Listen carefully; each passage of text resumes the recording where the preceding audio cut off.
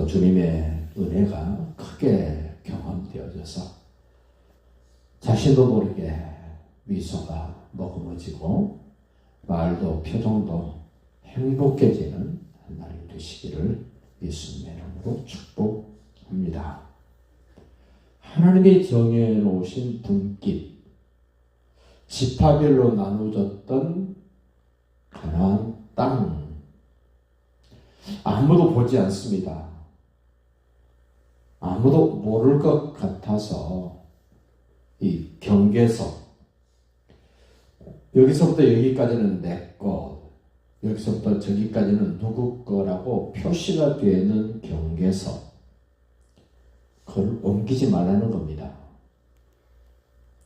단순히 내가 표지석을 좀 옮겼다 그 차원이 아니라 여호수아를 통해서 하나님이 각 지파별로 가족별로 나누어졌던 땅의 경계, 아무도 보지 않아도 하나님이 보고 계십니다. 하나님의 주권으로 정해주신 경계입니다. 그런데 그것을 내 임의로 옮깁니다. 왜 옮깁니까? 욕심 때문입니다. 내가 좀 더 땅을 크게 갖고 소출을 더 많이 늘리겠다는 욕심 때문에 이 경계석을 옮깁니다. 다른 사람은 옮긴 줄도 모릅니다. 오늘날도 경계 측량을 하면 경계 측량을 말뚝을 박아놓습니다. 그 말뚝 끝에 빨간 표시가 되어 있는 경계 측량을 하면 반드시 말뚝을 박습니다. 그와 같은 것입니다. 그거 뽑아서 옮기면 안 됩니다. 법적으로 당장 문제가 됩니다. 하나님이 왜 이렇게 조상들로부터 지금까지 앞으로도 계속 물려져야 될 그 땅의 경계를 네 마음대로 옮기지 말라. 그 아합 왕이 나봇의 포도를 차지하고 싶어서 안달이 납니다. 갖고 싶은데 가질 수 있는 방법이 없습니다. 그럴 때 그의 아내 이세벨이 모략을 씁니다. 아니 그거 뭐 어렵다고 그렇게 고민하고 밤을 설칩니까? 제가 갖도록 해드리겠습니다. 어떻게 하죠? 나봇을 죽입니다. 다시 말하면 하나님이 정해주신 이 기업은 내 목숨보다도 귀하게 여기는 히브리 사람들, 그것을 무시하는 우상 숭배하는 거짓된 사람들의 모습이 확연히 드러나는 사건 중에 하나가 그 나봇의 포도원을 아합이 차지하려고 하는 거기 속에 확실하게 들어있습니다. 아합이 더 큰 땅, 좋은 땅 주겠다고 나봇을 꼬드깁니다마는 나봇은 여지없이 거절합니다. 왜 그러겠습니까? 나의 단순한 어떤 논리나 이해나 득실을 따져보는 것이 아니라 하나님이 우리 조상들에게 물려주신 그 기업은 내 생명보다 더 귀하다는 겁니다. 그럼 그거를 예수님 안으로 가져와 들어보십시오. 예수님이 나에게 주신 분깃, 나에게 허락해 주신 영원한 하나님의 나라, 어떻게 지켜야 됩니까? 어떻게 보존해야 됩니까? 어떻게 우리 후손들에게까지 물려줘야 됩니까? 목숨 걸고 지켜야 됩니다.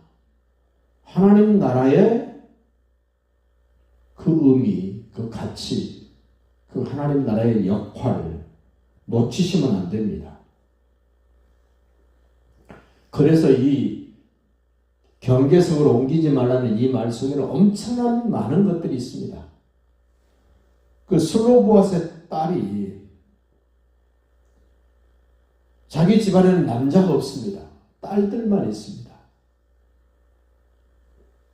건의를 합니다.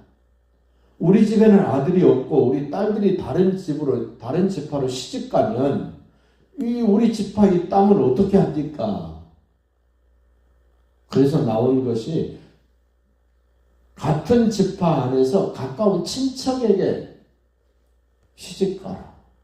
그래야 그 조상들로부터 물려받은 그 기업이 없어지지 아니하고 줄어들지 아니한다.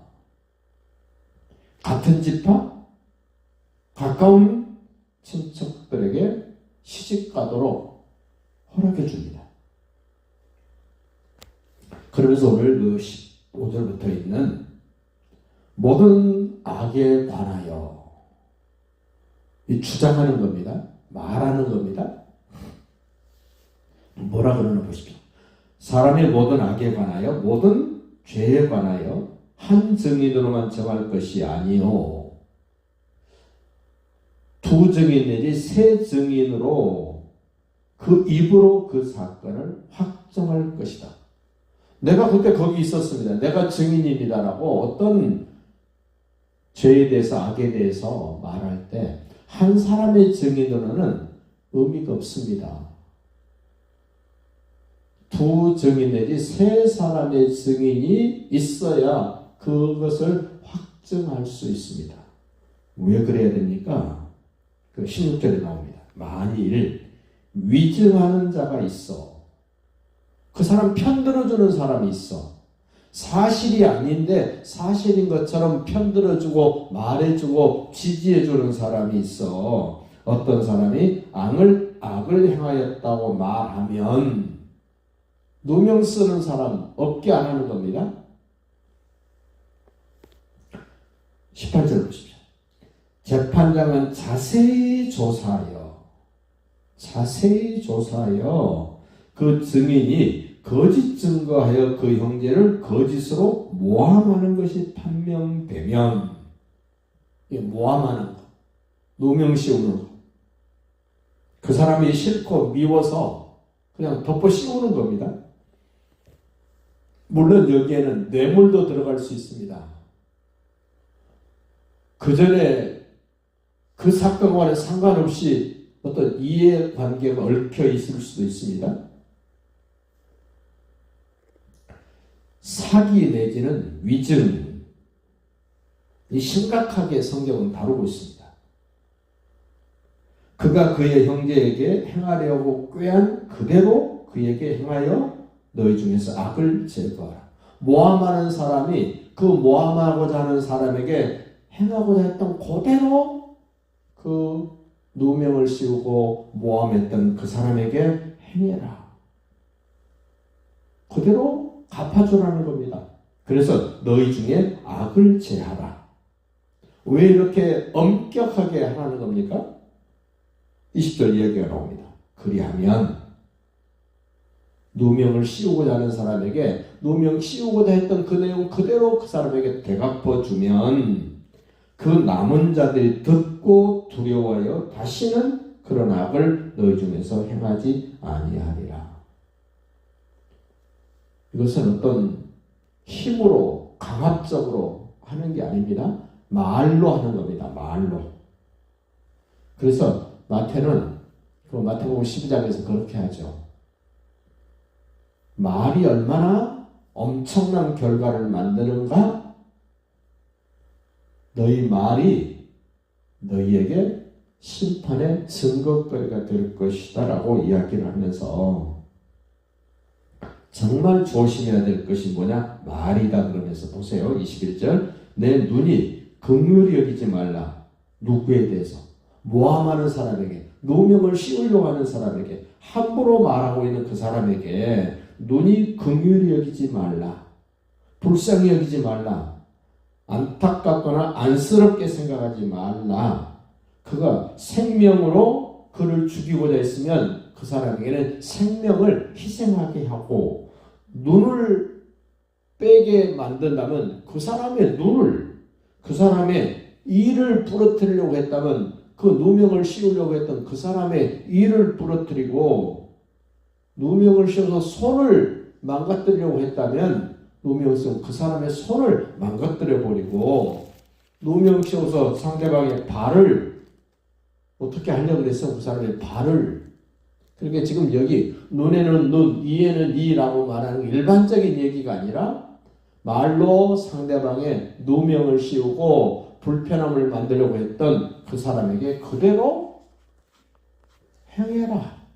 그래야 사람들에게 두려움이 되고 그와 같은 일이 반복되지 않을 것이다라고 말한 이 말씀을 생각하시면서 오늘도 내가 마땅히 해야 될 말은 용서하는 말, 사랑하는 말, 예수님의 복음을 전하는 말을 좀 더 힘있게 하시고 거기서 힘을 얻고 상대방에게도 힘을 공급해주는 멋진 날이 되시기를 예수님의 이름으로 축복합니다.